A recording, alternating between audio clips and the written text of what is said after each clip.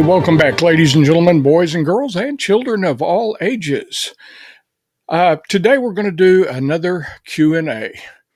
Now, I did one, I think it was episode 32, back on May 24th of 2024, so it's been well more than a year. But people are still asking the same questions. And who are these people? Generally, they are Pusser supporters and YouTubers, podcasters that support the Pusser legend. And I think their agenda is to waste my time answering the same questions over and over. So I thought I would do a new video about myself, questions and answers. That includes such things as, let me see here. About my interest in this story, how it began, so on. Also, about my time in law enforcement, which I explained well over a year ago. And even about my young bride, Miss Connie, who I've been married to for almost 53 years now. And such things as my involvement with the TBI and what information they have shared with me over the time. Well, let me say that a lot of these YouTubers, podcasters, and Pusser supporters do have an agenda, apparently. And it is to destroy anybody who comes out against their point of view on the legend. Some of them claim to have decades of law enforcement experience. And they'll say things like, it doesn't matter what size town you're in, a big town, a small town, it really doesn't matter. Law enforcement is law enforcement. Others will claim that they were trained as an attorney. Well, all I can say is these people are trying to impress themselves and their supporters rather than actually look at the facts and what I've said. So, having said that, let me go on and answer a few questions. And again, the first one is, what brought my interest to this?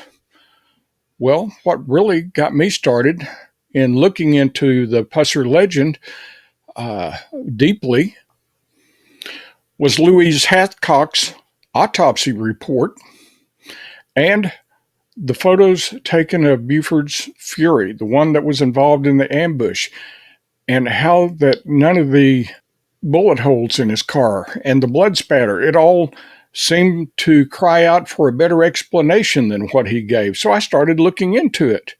Now, people have asked about my law enforcement career. I have often said that I started back in the early 70s.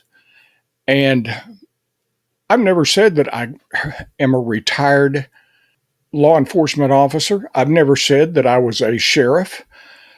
As a matter of fact, I said I started out with Benton County Sheriff's Office as a dispatcher and jailer. It's like most people. They ask about that, and I've explained it. I wasn't there that long because I had far better paying opportunities in the private sector, and having just got married and starting to think about raising a family, you wanted a better income. So I pursued the private sector, which is actually where I've got the most training. In 1972, Arkansas did not have a requirement for you to go to the academy. Most of the people that I worked with at Benton County at that time were not graduates of ALETA, the Arkansas Law Enforcement Academy.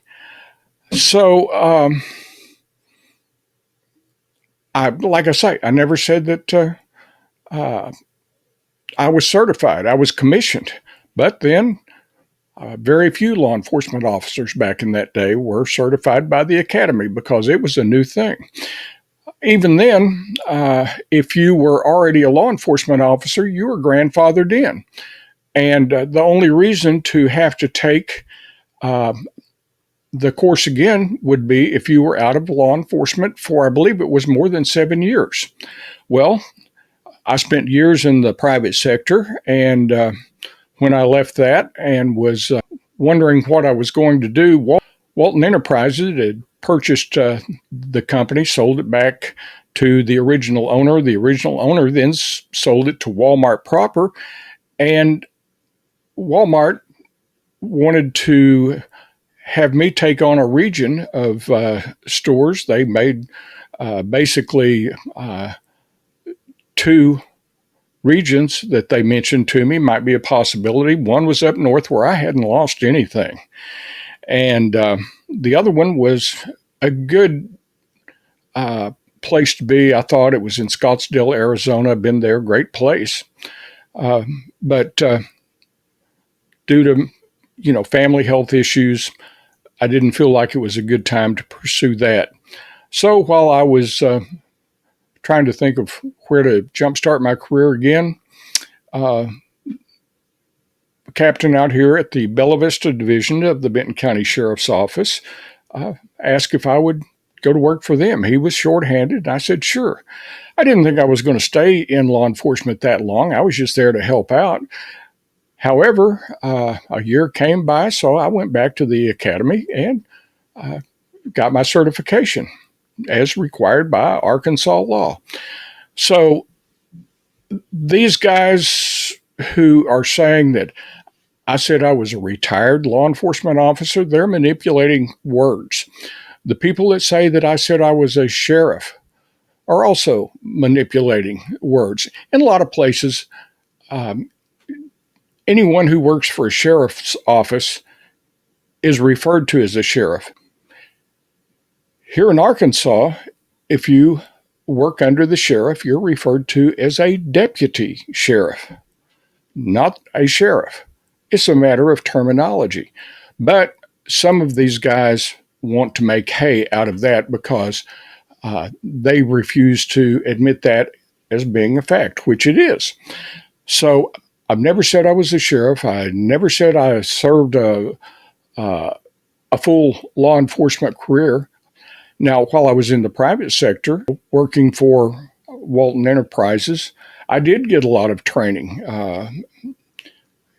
I went to several Food Marketing Institute loss prevention conferences, and there we had instructors from the FBI, from all sorts of different federal agencies. We had all kinds of training. We would talk about extortions, extortion attempts, extortion prevention programs, what to do if one of your executives happened to be kidnapped for extortion purposes. You learned a number of things that go well beyond being a security guard like they claim me to be, because that fits their agenda. These people just spread misinformation. Now, as far as other questions, Miss Connie, I explained that. We've been married for, now it's almost 53 years. I call her my young bride because to me, she is young at heart. And I call her Miss Connie because it's just a Southern thing, I guess. I mean, I do that with a lot of ladies that I happen to know. So for some reason, that offends them. These people are so easily offended. They are afraid that their hero's legend is going to fall flat. And it should. I mean, you look into his history, Buford really didn't do half the stuff that the legend claims that he did. But what gets you is the steps that these people will take to attack anyone who tries to tell the truth. For instance, one of these knuckleheads called the Benton County Sheriff's Office to see if I had actually been employed there. They called the dispatcher. And what is so bizarre about that is that do you really think that a dispatcher in 2025 would remember somebody who left there about 30 years ago? Most people don't stay in one job that long. Then they got transferred to CENTCOM, which is the center where that Benton County dispatches the majority of their calls from. Of course, the dispatcher there that he spoke with didn't know anything about me because, as I said, it's been 30 years. These people are incredible. Some of them, for instance, who claim to have so much law enforcement experience, what they call an investigation is bizarre. Uh, they recorded their conversations. They put it out on their podcast between themselves and the various dispatchers. And that doesn't prove anything. I mean, I could call the places where some of these folks worked, and the people who are there now wouldn't remember them, wouldn't have any personal knowledge of them. Uh, then they turn around and they called the Arkansas Democrat Gazette. Now, that is one of the things I did was work for the state's largest newspaper. I sold real estate advertising. That was about it for me. I mean, Northwest Arkansas was and is growing so fast that real estate ads were a big part of the Democrat Gazette's revenue. And all I had time to do was just sell real estate advertising. So they called there, talked to the editor who is there now, and asked if they remembered me. Well, of course, I left there in 2008. That's when the housing market took a big crash, and it changed the way that newspapers advertise. They don't have big uh, real estate sections in their newspapers like they used to. I mean, the real estate section in the paper that I worked for was larger than a lot of regular newspapers. Just the real estate section alone was that large. We'd have times when it would be 48 pages. So this these people are bizarre about the way that they investigate things. And it's not just me. They go after everyone who wants the truth to come out. For instance, they say that the TBI got it all wrong. Some of them are saying that they used paid experts. Well, they don't understand the way that law enforcement operates these days, if that's what they think. You reach out to different branches of forensic sciences and you bring them into the investigation because they are certified to do that sort of work. You're not paying them to get the results you want. You're paying them to get the results that are actually there. I don't know why that these people don't understand that. Then they take that evidence and they try to explain it away. And in most of the cases, it makes no sense what they're saying. I mean, you take Buford's statement about the ambush. He said he was looking directly at Pauline when she was shot in the forehead. But yet there's no entrance wounds in the forehead. But yet these people, they have their way of twisting anyone's words. They go after even District Attorney General Mark Davidson. I'm just wondering if that's going to get them in hot water. I mean, these people feel no bounds. So you have to think about all of that when you think about what kind of experts are they? What experience do they have? They all this law enforcement experience, which came from very small towns. I don't get it. They don't have a lot of homicides. They don't have a lot of investigative experience in that sort of thing. So, the TBI does, and that's why that they go to outside experts. And Mark Davidson recognizes that. He knows how the system works, and but yet they attack him. They think that he is part of some sort of plan to bring Buford down. And what these people don't understand is this is not about bringing Buford down. It's about solving Pauline's murder. They have a different agenda than what the rest of us have had. Anyway, moving on from there, let's tackle another question. Okay, the next question is when did you retire? Well, I retired when I was 62. I've done a couple of odd things since then. I was asked to drive for a company that provided car services for a lot of various people, mostly Walmart vendors. We had a lot of celebrities because of the film festival. It is here. You had people coming in to that were celebrities to pitch their products for some company to Walmart.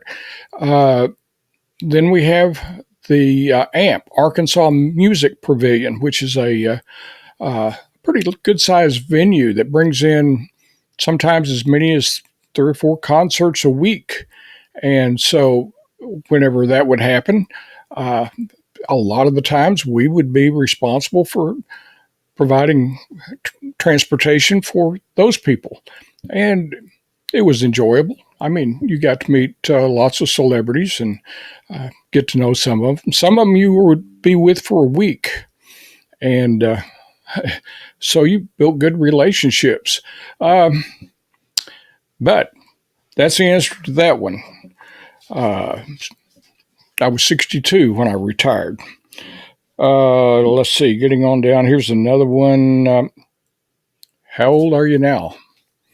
Well, according to one of the YouTubers, I'm about 60. Uh, Actually, on my next birthday, I'll be 75. So I would like to thank them for that. Okay, moving on a little bit more. Do you plan to write another book? Yes, I do. And this book will be primarily about the ambush, and it will be about how we got there on helping solve the case. I don't know how, kind of modest. I hate to talk about contributing too much into the investigation, but, I did locate a lot of information the TBI didn't have. And so I've got a story like nobody else. I'm sure that we're going to see a lot of other books come out there about the ambush. And people will go through the TBI file and they'll look for things and they'll write about it. But my story will be different because they came into the picture after the fact. And I was working on this well before the TBI got involved. So you have that. Okay, let me see. The next question. Are you still retired? Um, yes and no. I feel like I'm supposed to be retired, but I spend a lot of days in here in the studio working on videos. I spend a lot of time writing. Uh, I've kind of let down on my Facebook page because I stay so busy otherwise, and especially since the TBI and Mark Davidson made their announcement and about their findings of the Pusser investigation and Pauline's murder. I have been really busy. I've put in a number of 16 and 18-hour days. People calling, wanting information, wanting me to do podcast for them. A lot of interviews, just all kinds of stuff, and that you normally don't do, which extends your day out.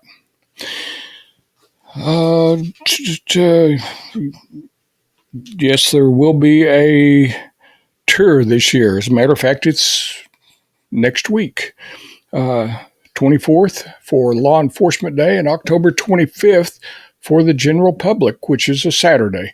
I hope as many of you on here that follow what I do will be at the out there in Selmer for the tour. Law enforcement will meet at the courthouse there at 170 West Court Avenue, and we'll go to all the Pusser-related sites the following day. The general public will meet at the Ag Event Center in Selmer, and we'll have a meet and greet, get to know each other, be able to identify some people that we only know by their Facebook postings or their YouTube comments, whatever. And it's always nice to put a face together with the name you see on screen. But we'll make the rounds to all the Pusser-related sites, and last stop will be at the back at the courthouse. We'll do a little Q&A about everything we've seen that day. Dennis Hathcock will be there, as will others, and we'll answer all the questions that we possibly can. We take a break after we get finished at the courthouse, and for those who want to go and remember, it is Dutch. I am not a rich man. We'd like to pick out a restaurant, and that will seat us the type of crowd that we will have, and we all go out to dinner, and that's the last hurrah for this tour. The next one will be next May. So there you have that. Moving on. I've answered that.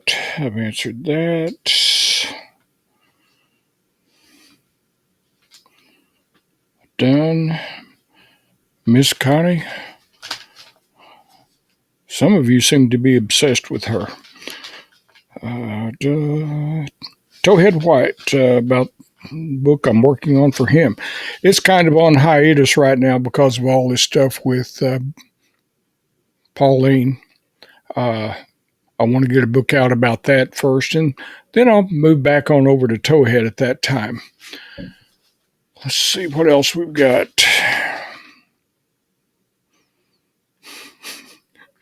A picture of me with boats in the background. Miss Connie and I like to vacation down around Gulf Shores and that area. Nice, pleasant place.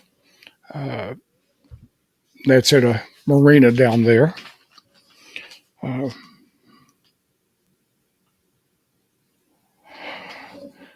trying to make this one out in my own handwriting. Oh, okay, I answered that. Now, somebody's asking about people who are coming to my pages to disrupt. I've started doing some housekeeping on that. When I find people that are on my page just to disrupt, they keep asking the same questions, insisting on answers to questions that I've been asked and answered so many times. I'm not going to keep doing it. And they know what they're doing. They're just there to distract and disrupt. So I'll be eliminating those people from both my YouTube channel and my Facebook page so that the rest of us can have a decent time involving ourselves in actual conversation and debate.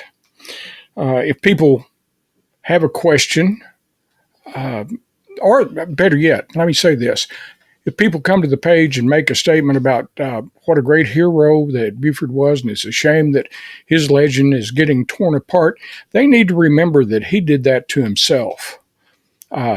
No one asked him to go out and murder his wife, and now that it's been pretty much determined that's exactly what happened, as the evidence shows, if they're going to make a statement like that, they need to be prepared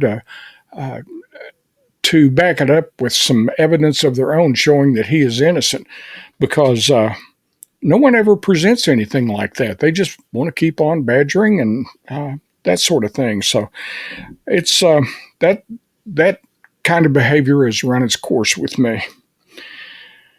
And really, that's pretty much it.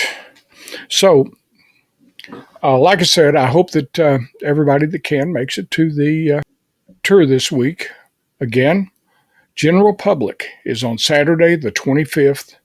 We'll meet at the Ag Event Center there in Selmer. And we'll get there about 8:30 in the morning. We'll give ourselves an hour or so to get to know each other, have a little coffee, donuts, things like that. And then we'll head out. And again, it's a caravan, so you're providing your own transportation. We will have an FM transmitter in the lead vehicle so we can give some narration as to what we're passing by as we go from site to site. And there's going to be lots of stops that are good for photo opportunities. So I'd encourage everybody to bring their cell phone or their camera, whatever they prefer. And because there's, like I say, a lot of chances to take good photos. And like I said, the museum. Now, that is the only place where there may be a charge. They do charge for admission to that. It's optional. If you want to go in, that's up to you. And really, that is about it. If you have questions or comments, of course, you can get a hold of me on at my phone number, which is posted on the Facebook page. And also, I think my email address may be out there. If it's not, I'll try to get it up there. But those are the easiest ways to get a hold of me with questions. You'll have to pardon me if I don't answer immediately, as I do get way behind on those sometimes. Right after the announcement there in Selmer, I came home to something like 560 emails and messages. And it took me a while to work through most of those, and I'm certain I didn't actually get them all. I will try to get a video out for next week. Of course, with it being the time frame of the festival, I may or may not be able to get one out. So keep that in mind. Once we get back, things settle down a little bit, I'll try to get back on the program. So there you have it, folks. Thanks for putting up with all this. I didn't mean to complain so much about the disruptors and the radical podcasters and YouTubers, but you need to know what those people are like, what you're dealing with. So there you have it. So until next time, just remember, as I always say, truth has no agenda. Thanks for watching, and we'll see you next time. And we've finally got justice for Pauline.